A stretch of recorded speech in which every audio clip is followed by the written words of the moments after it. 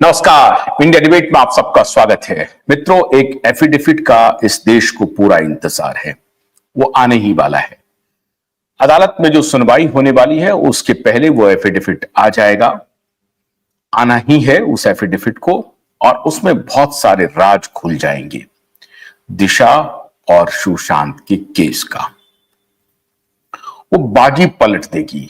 हम लोगों की जो मुहिम है सत्य और न्याय पाने के लिए, वो मुहिम पूरी तरह से विजयश्री की तरफ आगे बढ़ेगी। लेकिन उसके पहले हमारी रिसर्च और हमें जो सूत्रों से जानकारी मिल रही है वो पुख्ता होते जा रही है।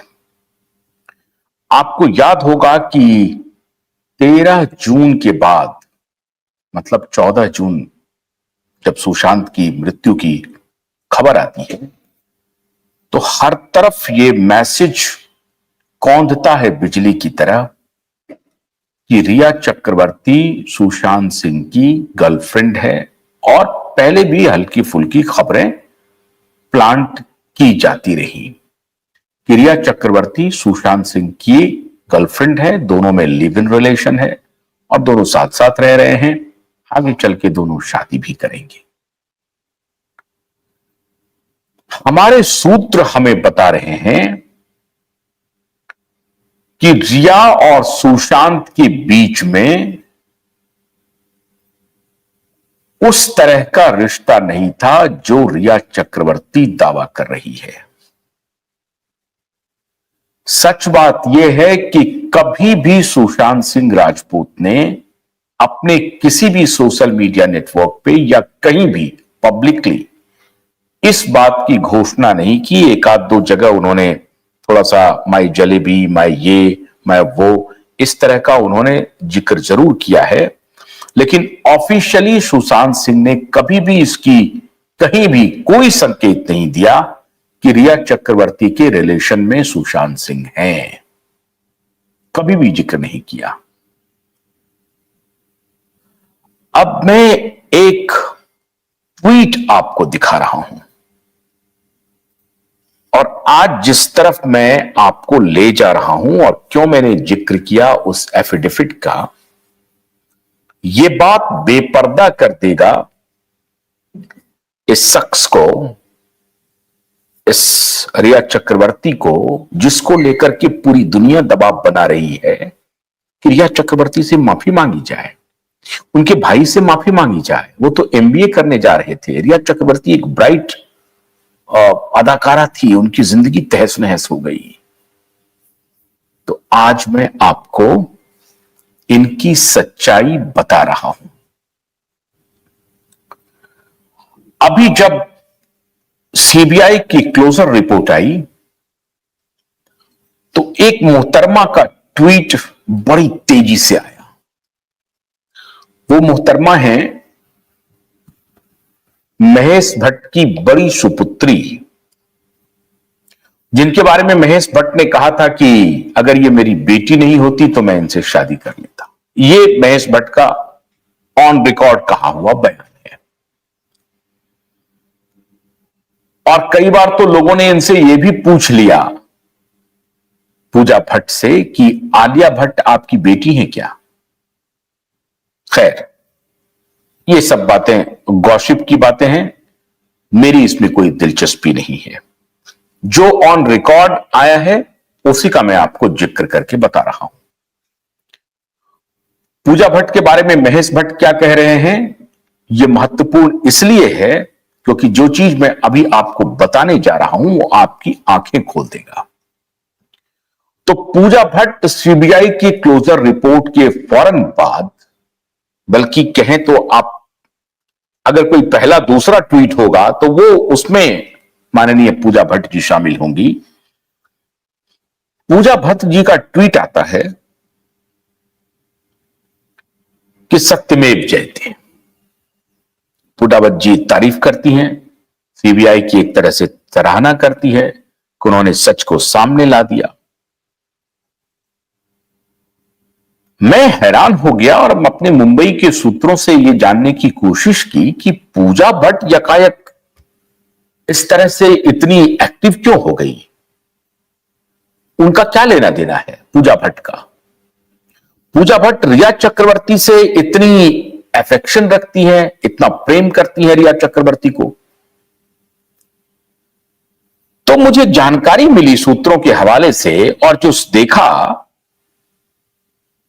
तो पता चला, उन्होंने कहा कि खाली आप इस ट्वीट पर नजर रख रहे हैं, जरा आप बाबा सिद्दीकी के मृत्यु पर भी तो नजर रखिए साहब। मैंने कहा बिल्कुल ठीक है। मैं गया, वहां पहुंचा तो पता चला कि बाबा सिद्दीकी की जब हत्या होती है तो पूरे बॉलीवुड में जिस शान के साथ उनके यहां पहुंचने वाली, वैसे तो एक आध दो छुट्टे और भी पहुंचे हैं, स्टार्स वगैरह, सलमान खान वगैरह, लेकिन पूजा भट्ट बड़ी तेजी से बाबा सिद्दीकी के यहां पहुंचती हैं और डंके की चोट पर पहुंचती हैं। पूजा भट्ट कहती हैं उनसे हमारा बड़ा अच्छा रिश्ता था। तब यह मामला खटकता है कि पूजा भट्ट बाबा सिद्दीकी के यहां पहुंचती है।